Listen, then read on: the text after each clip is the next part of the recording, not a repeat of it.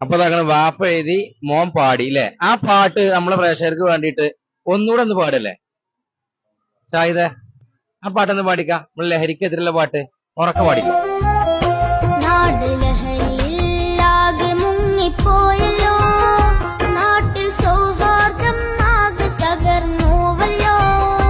വീണ്ടും നന്മയുടെ നാളുകൾ പുലരുവാൻ നമുക്കൊന്നിച്ചു കൈകോർത്തു നീങ്ങിടാം.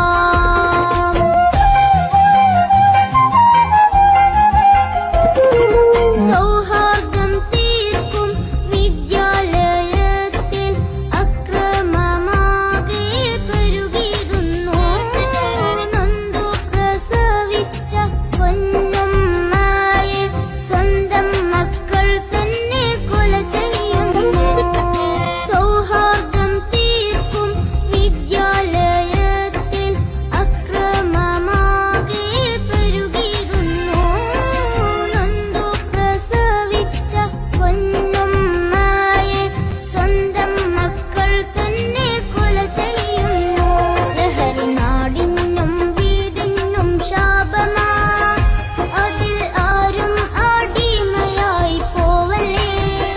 വീണ്ടും നന്മയുടെ നാളുകൾ പുലരുവാൻ നമുക്കൊന്നിച്ചു കൈകോർത്തു നീങ്ങിടാം.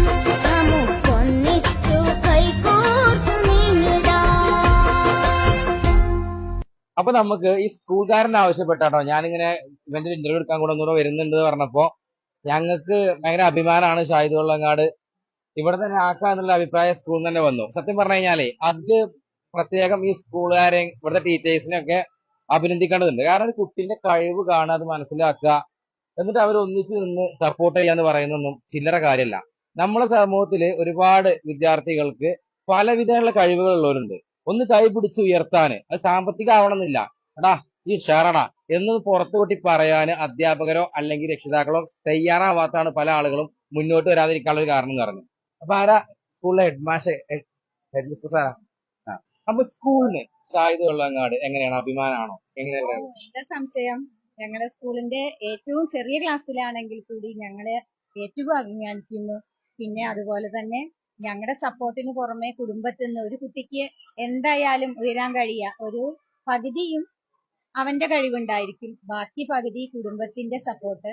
അതില് ആ ഒരു കുടുംബം പോലെ തന്നെ കുട്ടിയുടെ കുടുംബം വെറും അമ്മ അച്ഛൻ എന്നുള്ള കുടുംബമല്ല, ഞങ്ങളും അവന്റെ കുടുംബം തന്നെയാണ്. അപ്പോ ഞങ്ങൾ അങ്ങനെയാണ് അവനെ കരുതുന്നത്.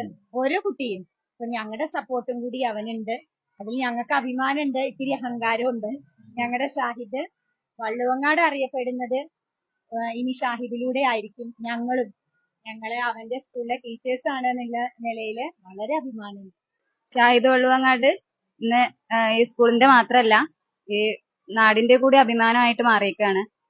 അപ്പോ ഷാഹിദിനെ കുറിച്ച് പറയുമ്പോ അവന്റെ ഭാവിയെ കുറിച്ചിട്ട് ആലോചിക്കുമ്പോ ഞങ്ങൾക്കൊരു ആശങ്കകളോ ആകുലതകളോ ഒന്നുമില്ല. കാരണം അവന്റെ കഴിവ് മനസ്സിലാക്കിക്കൊണ്ട് അവനെ വളർത്തിക്കൊണ്ടുവരാന് അതിനനുസരിച്ചിട്ടുള്ള പ്രാക്ടീസും ട്രെയിനിങ് ഒക്കെ കൊടുക്കാന് അവന്റെ ഉപ്പ എപ്പോഴും അവന്റെ കൂടെ തന്നെ ഉണ്ട്. അതുകൊണ്ട് തന്നെ അതിനെ കുറിച്ചിട്ടൊരു ടെൻഷൻ അവന്റെ കാര്യം ഞങ്ങൾക്ക് ഉണ്ടായിട്ടില്ല. പിന്നെ ഞാൻ ഷാഹിദിനെ എങ്ങനെ പരിചയപ്പെടുന്നത് എന്ന് വെച്ചാല് സ്കൂളില് പഞ്ചായത്ത് കലാമേളന്റെ ആ ടൈമില് ഒരു അറബി പദ്യം പാടുന്നതിന് വേണ്ടിയിട്ട് ഒരു കുട്ടീനെ ഇങ്ങനെ നോക്കിക്കൊണ്ടിരിക്കുന്ന ടൈമിലാണ് ഷാഹിദിന്റെ പാട്ടുകൾ ഞാൻ ശ്രദ്ധിക്കുന്നതും. അപ്പോ ഇവൻ അതിലേക്ക് പറ്റുമോ എന്നുള്ളത് അന്ന് മുതലാണ് ഇങ്ങനെ ചിന്തിച്ചു തുടങ്ങുന്നത്. അപ്പൊ സാധാരണ ഞങ്ങള് 4ാം ക്ലാസ്സിലെ കുട്ടികളെ അല്ലെങ്കിൽ